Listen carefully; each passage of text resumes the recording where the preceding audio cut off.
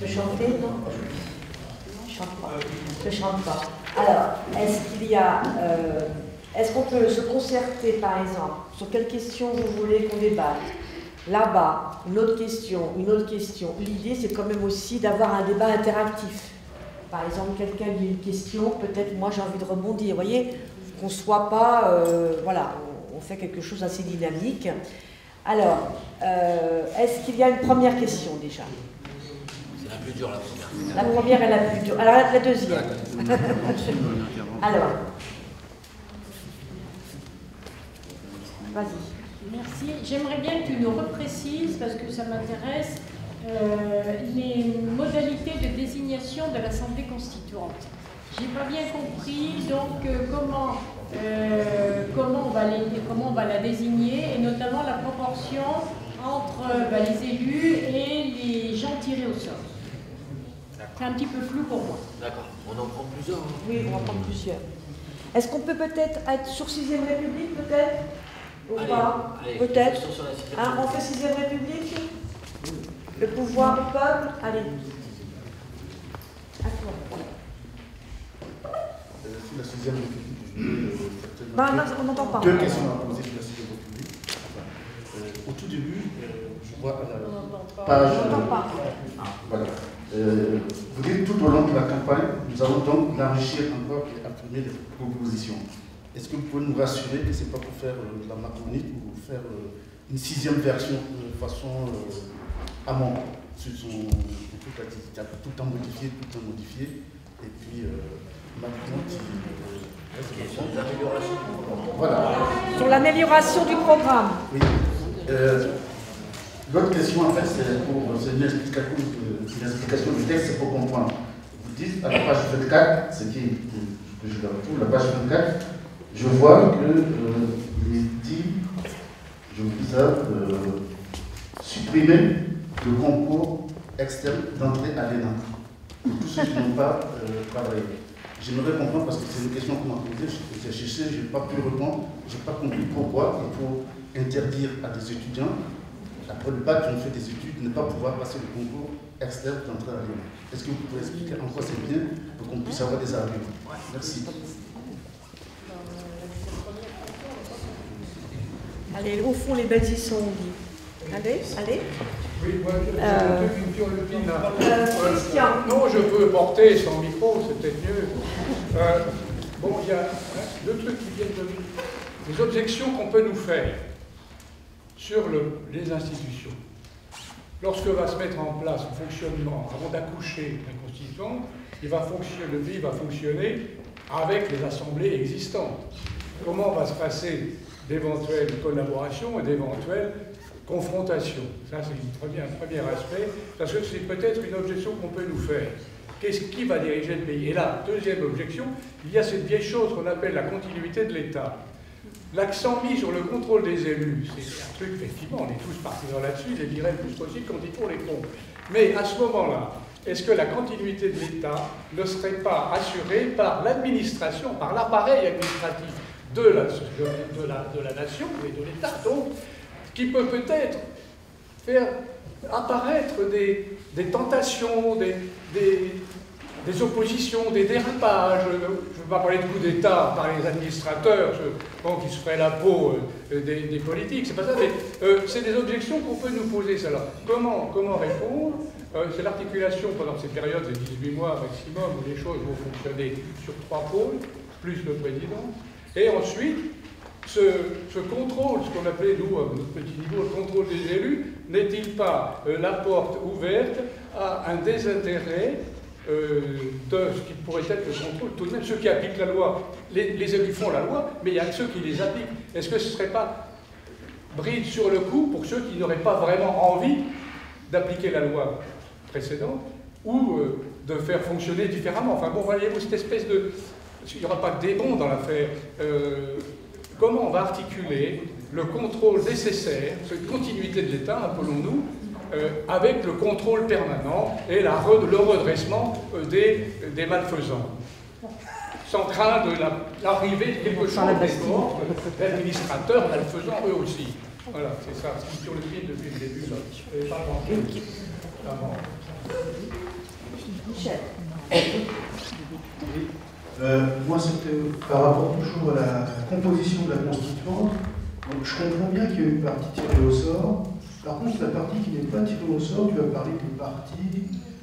Comment est-ce que ça s'organise justement les élections sur comment s'organiseraient ces élections sur la partie non tirée au sort?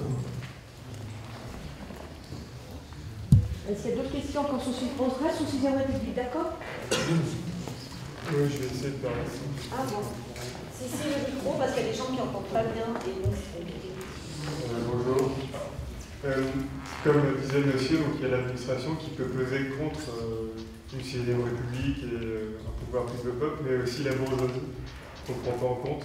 Donc les chefs d'entreprise, les groupes de pression, qui ont aussi énormément de pouvoir et qui tendent un peu à baisser quand on parle de 6e République avec Jean-Luc.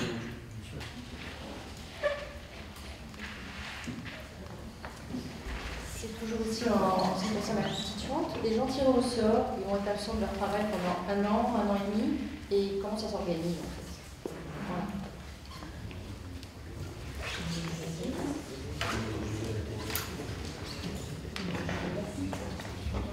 Bonsoir. Moi, ma question, c'est plutôt une objection qu'on m'a faite à plusieurs reprises, et qu'une fois qu'on aura générer une nouvelle constitution, il va falloir l'appliquer. Est-ce qu'on ne risque pas de passer par une période un peu chaotique en fait, pour pouvoir faire la transition entre les deux? Comment est-ce que ça peut s'articuler? Il y a beaucoup de questions à un sujet entre la victoire et la constituante.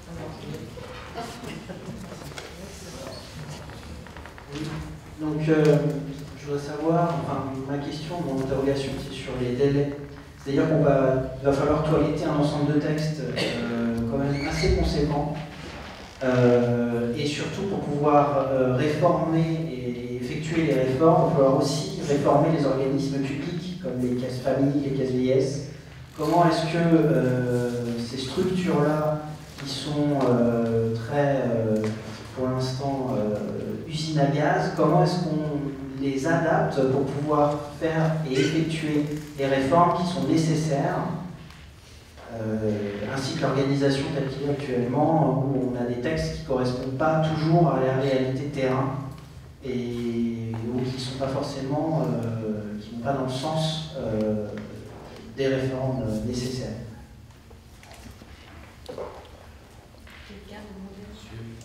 Oui, je suis pas forcément dans le même thème, mais stratégie militante. À propos du programme, pourquoi l'avoir mis si tôt en ligne, alors que ce programme est dans le classement des libraires la semaine dernière, il est en 4e position. Et l'action militante qu'on a menée sur le terrain, c'est-à-dire de vendre le programme à 3 €, le fait qu'il soit en ligne dès maintenant, est-ce que ce n'est pas non plus couper un peu l'air sous le pied de cette dynamique de pouvoir vendre le programme auprès des citoyens qui nous abordent ou qui nous questionnent? Voilà, c'est une question d'organisation. Et même l'imprimeur, j'ai discuté avec l'imprimeur, il trouvait qu'il y avait encore 11 000, il n'y a pas longtemps, il y avait encore 11 ou 12 000 programmes dans ses armoires, donc il trouvait que c'était peut-être pas forcément judicieux.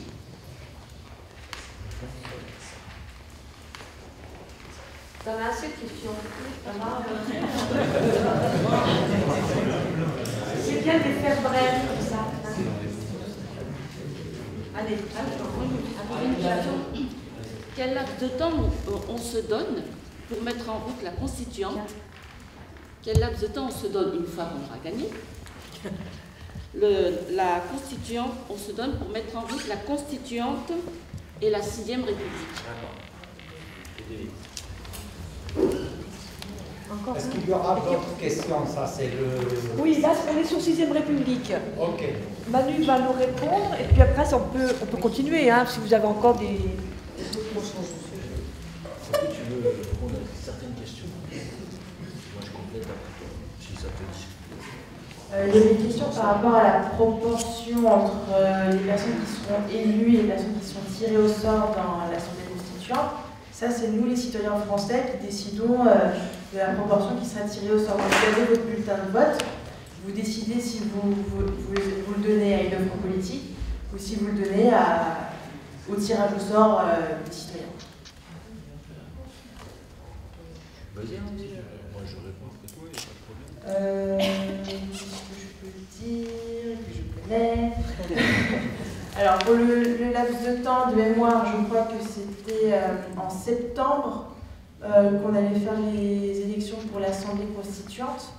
Ouais. Et à peu près 1 an et demi, 2 ans pour le temps que l'Assemblée constituante justement décide de ce qui va être proposé dans la 6e constitution. Puis il y aura normalement il y aura un retour des échanges de compte rendu de ce qui se passe dans l'Assemblée constituante pour que nous, citoyens français, on soit au courant de ce qui se passe.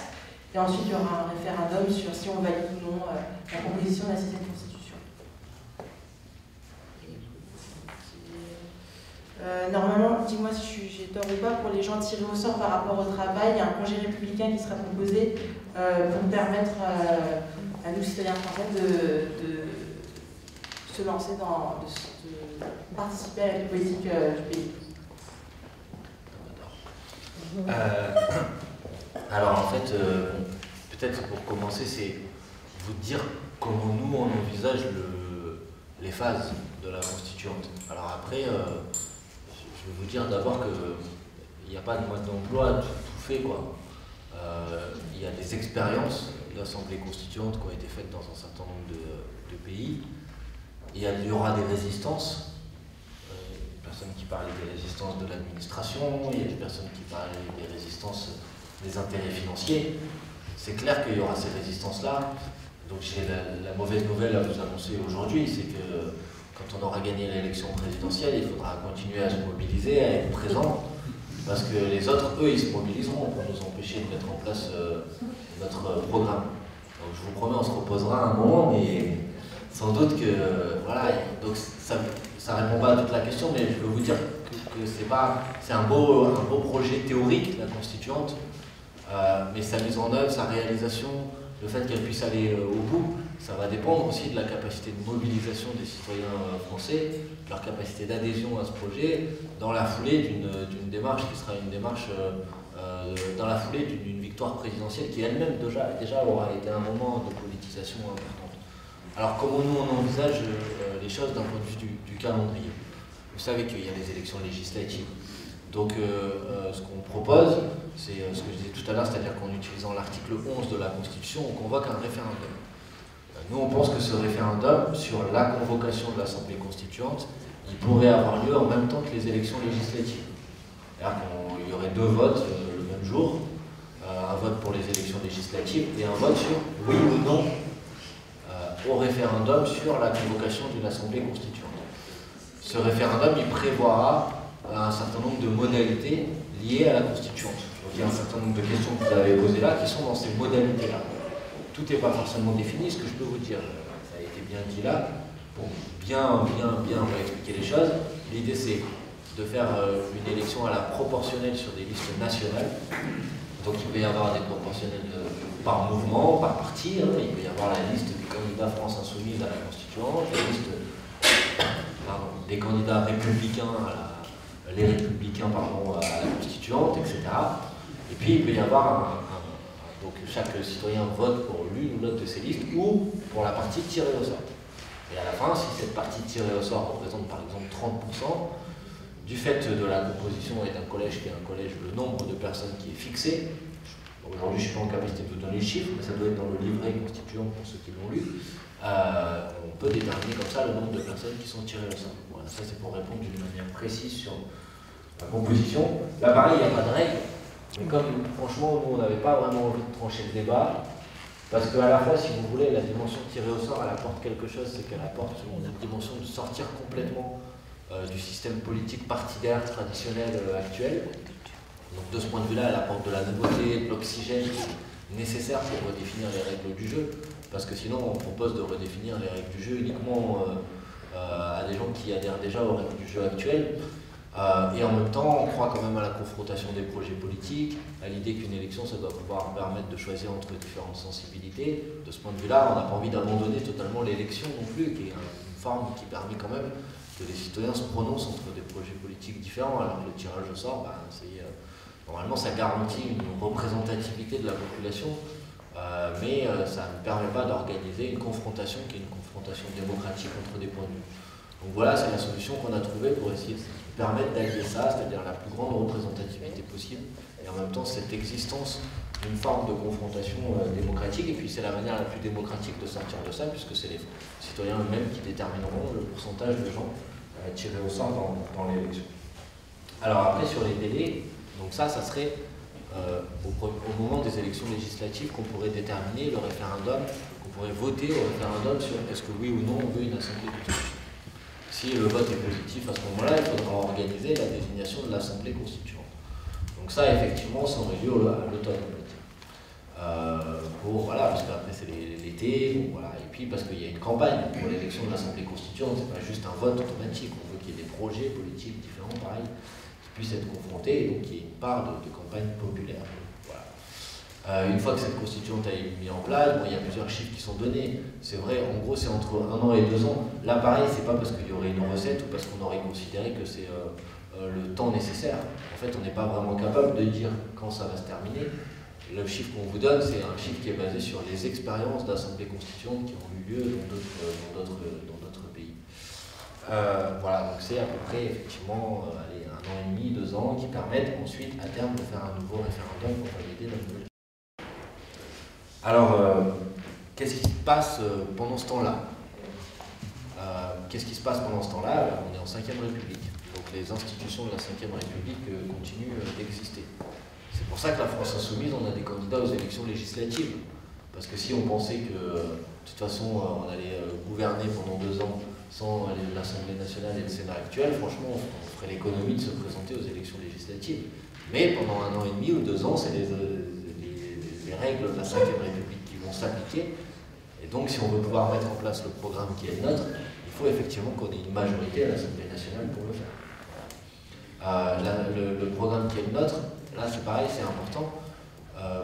Il y a un laps de temps dans lequel il va y avoir la constituante qui va se réunir, et puis nous on va mettre en place le programme qui est le nôtre dans les règles de la 5e République.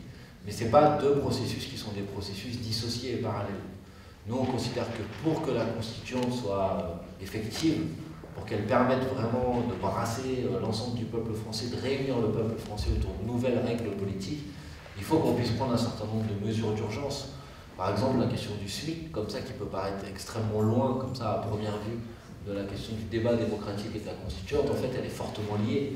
Parce que tout le monde sait très bien que dans ce pays, on participe moins aux activités politiques, on participe moins à la vie de la cité quand on est préoccupé par savoir comment on va terminer les fins de mois. Et donc la question de la lutte contre la misère, d'avoir des conditions de vie qui sont des conditions de vie dignes pour tous, c'est aussi une manière de permettre la participation citoyenne la plus large à la constituante. Quand on propose dans les mesures d'urgence des mesures, par exemple, pour lutter contre la concentration dans les médias, c'est quelque chose qui permet de garantir un débat qui soit un débat démocratique dans la constituante. Parce que sinon, on sait très bien que ce débat va nous être confisqué à nouveau par les grandes puissances médiatiques. J'essaie juste de vous montrer pourquoi, pour nous, ce n'est pas 2 processus qui sont 2 processus parallèles et dissociés. Et c'est pas non plus, on est obligé de laisser 12 ou 18 mois, alors on les laisse et pendant ce temps on va subir. Non, il faut que dans ces cas-là, dans ce laps de temps-là, on utilise les règles qui nous sont permises par la 5e République pour mettre en œuvre un certain nombre de mesures qui permettent à la Constituante d'être effectivement possible et de remplir son objectif. Et son objectif, c'est une participation large, parce que son objectif, c'est qu'une fois que cette 6e République rentre en compte, une fois qu'elle est validée, une fois qu'elle est effective, que l'ensemble des citoyens qui aient participé à sa rédaction participent ensuite aux élections de cette 6e République, parce qu'ils auront construit et participé à construire les règles du jeu de cette nouvelle démocratie. C'est pourquoi, par exemple, dans les mesures, on propose le vote obligatoire, on propose la reconnaissance du vote blanc, on propose le vote à 16 ans. Le vote obligatoire, si aujourd'hui on disait que dans les institutions de la 5e République, on proposait le vote obligatoire, on serait fou. Parce que franchement, aujourd'hui, c'est difficile d'en vouloir aux gens qui ne se déplacent pas pour aller voter dans des institutions qui sont des institutions antidémocratiques. Par contre, on considère effectivement que le vote devrait être obligatoire dans le cadre des institutions qui auraient été définies collectivement, parce que c'est participer à la diversité et parce qu'on permettra la reconnaissance du vote blanc, et que si donc aucune offre politique qui est présente sur la scène ne convient à une personne, au moins elle peut voter blanc et que son vote blanc soit reconnu.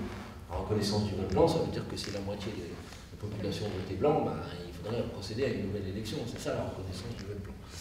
Voilà, ça c'est pour répondre peut-être, je digresse un peu à chaque fois, mais c'est pour essayer de vous montrer l'objectif général du processus d'ensemble. Alors, il y avait des questions sur la continuité de l'État et les résistances par rapport au référendum révocatoire. Bon, je comprends ces questions. C'est clair qu'aujourd'hui, sans doute, l'administration a beaucoup de poids et surtout, et ça fait partie d'un certain nombre de mesures qui sont dans le programme, il y a aujourd'hui des passerelles et des liens assez étroits entre une partie de l'administration, une partie des entreprises, des grands groupes, des grandes multinationales, et le monde politique tel qu'il est aujourd'hui. C'est pour ça que dans le programme, il y a un certain nombre de mesures et de propositions pour mettre fin à ce qu'on appelle le pantouflage, c'est-à-dire l'idée de passer des ministères aux grandes sociétés privées, etc. Pour autant, dans l'administration, ça reste le politique qui commande et le politique qui décide. En tout cas, ça reste le politique qui décide s'il en a la volonté, et s'il ne choisit pas délibérément de laisser son pouvoir aux administrations ou de laisser son pouvoir aux institutions ou à la Commission européenne. Donc à la fois je peux comprendre la question, à la fois pour moi, si vous voulez, à partir du moment où l'élu est élu, bah, c'est lui qui pilote, c'est lui qui commande, donc l'administration elle doit suivre. Donc j'ai un peu de mal à voir quels pourraient être les obstacles, mais peut-être vous préciserez la question, quels pourraient être les obstacles qui nous empêchent la mise en œuvre de notre politique. Mais franchement, on est dans un débat, donc si après vous voulez préciser la question, vous n'hésitez pas, je continuerai à donner notre point de vue sur le sujet. Le concours externe de l'ENA, bon, pourquoi cette mesure dans le programme? Ben, l'idée est de dire que pour participer de la haute administration, ben, on trouve ça légitime d'avoir travaillé, de ne pas sortir uniquement de ses études. Donc la mesure qui est précisément dans le programme, c'est l'idée de dire que pour pouvoir postuler au concours externe de l'ENA, bah, il faut avoir eu une activité dans l'administration avant, ou ailleurs par ailleurs, hein, mais il faut avoir une activité dans le monde professionnel bah, pour éviter le processus qui est le processus un peu typique aujourd'hui de gens qui font Sciences Po, l'ENA, et sans avoir jamais été confrontés aux réalités du terrain, quoi. Donc voilà l'idée qu'il y a derrière cette proposition. Modalité de la constituante, j'y ai répondu. Les résistances sur la bourgeoisie qui a été posée par une personne. Bon, c'est sûr que ces résistances, elles vont avoir lieu, elles ont toujours eu lieu à partir du moment où on a des projets qui sont des projets de rupture radicale avec l'ordre des choses tel qu'il est aujourd'hui. Et ces résistances, elles seront des résistances économiques, elles seront des résistances politiques. Et là, encore une fois, c'est pour ça qu'on veut utiliser le référendum à plusieurs reprises. C'est parce que l'outil pour lutter contre ces résistances-là, c'est la mobilisation populaire. Donc de ce point de vue-là, on parlait d'Alexis Tsipras tout à l'heure. Moi, s'il y a quelque chose que je reproche à Alexis Tsipras, c'est pas d'avoir fait un référendum, parce que ce référendum, il lui avait donné une force, une dynamique. Ce que je lui reproche, c'est plutôt d'ensuite ne pas avoir refait un référendum sur le résultat des négociations, ou de l'avoir fait plutôt trop tard, une fois qu'il n'y avait pas d'autres solutions. Donc tout ça pour dire, à mon avis, la meilleure réponse à ça, qui aura lieu, hein, personne n'est naïf ici, ça aura lieu, ces résistances-là. La meilleure réponse, c'est la mobilisation populaire, c'est la participation citoyenne, c'est le fait d'avoir un président qui, une fois élu, ne rentre pas dans sa tour d'ivoire, mais on appelle toujours au soutien populaire massif, parce que c'est comme ça qu'on pourra résister à ces obstacles qu'on va avoir devant nous. Pour question qui était sur l'enrichissement programmatique. Alors, quand on parle d'enrichissement programmatique, ça ne veut pas dire que ce document-là, il va évoluer. Parce qu'à un moment, on est sérieux, et quand on va dans une élection, il faut qu'on ait un programme. Et il faut qu'on ait un programme précis qui ne change pas tous les 2 jours. Donc le processus programmatique, il se poursuit tout le temps, mais il s'enrichit au fur et à mesure de nouveaux objets, et on fait en sorte que les nouveaux objets ne soient jamais contradictoires avec les objets précédents. Je disais en introduction, il y a eu toute une phase de construction du programme qui a été clos en octobre. À partir de là, la version du programme était finalisée. Pour autant, on souhaitait poursuivre le travail programmatique. C'est pour ça qu'on a engagé la construction des livrets, qui sont les documents qui sont là. Il y en a une bonne vingtaine qui sont sortis aujourd'hui, il va y en avoir davantage. Ces livrets-là, ils ne visent pas à être contradictoires avec le programme, mais ils visent à aller plus loin, à donner les détails qui n'étaient pas forcément dans le programme. C'est ça que nous, on appelle enrichir le programme. Ensuite, il y a une nouvelle étape qui a commencé aujourd'hui, qui sont ce qu'on appelle les ateliers des lois.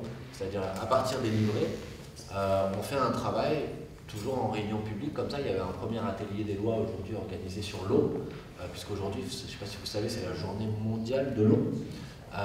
Et donc, à partir des livrets, on traduit ça dans des propositions de loi. On le fait au contact des citoyens, au contact des associations, avec des juristes, des gens qui connaissent un peu le droit, pour rédiger vraiment les propositions qui sont pour l'instant sur la base. On va dire là, c'est la mesure, la proposition. Là, c'est le texte qui détaille comment on va faire. Et l'atelier des lois, ça vise à traduire ça en propositions de loi effectives qu'on pourrait déposer à l'Assemblée nationale et au Sénat pour les faire voter. Donc c'est ça l'idée d'un processus qui est un processus qui se poursuit tout au long de la campagne, mais pour autant les éléments qui sont les éléments dans le programme sont eux stabilisés. C'est du point de vue des détails, des modalités, des précisions qu'on continue toujours à enrichir le programme. Pourquoi le programme Alors après, est-ce qu'il y aura une période un peu chaotique au moment où la 6ème République sera mise en place? Sans doute, puisque à partir du moment où on change radicalement les règles d'organisation du pays, il y aura un temps d'adaptation. Mais franchement, la période chaotique, elle est déjà là. La 5ème République qu'on nous vante comme étant la stabilité totale, elle a été réformée plusieurs dizaines de fois ces 20 dernières années. Et on ne peut pas dire que franchement, on a une stabilité qui soit une stabilité extraordinaire. Le 49.3, les passages en force, franchement, et puis le contexte politique avec un candidat d'une des plus grandes forces politiques de ce pays, dont on ne sait même pas s'il va aller au bout de l'élection. Moi je trouve que la période chaotique, on est dedans. Et il me semble qu'au contraire, cette 6ème République d'intervention citoyenne, de mobilisation populaire, elle apportera, je crois, plutôt de la stabilité. Alors après, oui, ça va déranger sans doute beaucoup d'intérêts particuliers, et donc il y aura des résistances et il y aura des temps qui seront des temps de confrontation politique. Mais voilà, quand on veut changer des choses dans ce pays, on ne le fera pas avec l'accord de tout le monde. Donc forcément, on se heurtera à des intérêts. Et se heurter à ces intérêts, ça va créer sans doute des instabilités. Mais je crois qu'à la fin, le projet politique qu'on porte, c'est un projet politique qui est raisonnable et qui me paraît en tout cas correspondre à la volonté populaire de la majorité de la population. Ensuite, il y avait une question, et après je m'arrête là, s'il y a d'autres interrogations, je pense qu'on aura répondu à toutes les questions, qui était une question plus de stratégie de campagne, qui était la question de pourquoi on a publié le programme. Alors, il y a deux réponses. Il y a une première réponse, c'est que, pour vous dire la vérité, le site laec.fr, en fait, c'est pas nous qui l'avons fait. Il y a une communauté, en fait, qui s'organise un peu autour de la campagne, qui n'est pas forcément pilotée directement par l'équipe de campagne, qui sont, voilà, c'est des jeunes, en fait, qui s'organisent avec des outils numériques nouveaux, et qui lancent des campagnes et lancent des actions pour aider à la campagne. Et eux, ils s'étaient dit, le programme, tout le monde ne peut pas forcément l'acheter à 3 €, donc en fait, ils ont recopié, c'est la même chose que je vous dis, ils ont recopié le programme, en fait, à la main, et ils l'ont mis en place sur un site qui est un site très pédagogique, très didactique, qu'on peut parcourir. Si vous allez sur laec.fr, vous allez voir. Et ça, c'est la première explication, c'est-à-dire que ça a été fait sans vraiment nous demander notre avis. Et puis après, quand on a observé ça, on s'est dit, mais cet outil est un outil extrêmement riche. On voyait aussi, on avait pas mal de retours de gens qui n'avaient pas forcément les moyens aussi d'acheter le programme. Et puis on s'est dit que c'était pas contradictoire avec le fait de vendre le programme, parce que c'est pas parce que le programme est disponible en ligne sur un site internet que les gens n'ont pas envie de l'avoir aussi comme ça en papier pour en discuter avec leurs voisins, pour le distribuer autour d'eux. Et donc voilà, comme cet outil existait, on s'est dit qu'on allait le populariser et le transmettre. Puis maintenant on est à un mois de l'élection. Ça ne veut pas dire qu'il faut arrêter le travail de diffusion autour du programme, mais il y a de plus en plus de gens qui s'informent aussi par internet et on trouvait ça intéressant qu'ils puissent avoir accès à l'ensemble du programme en utilisant cet outil.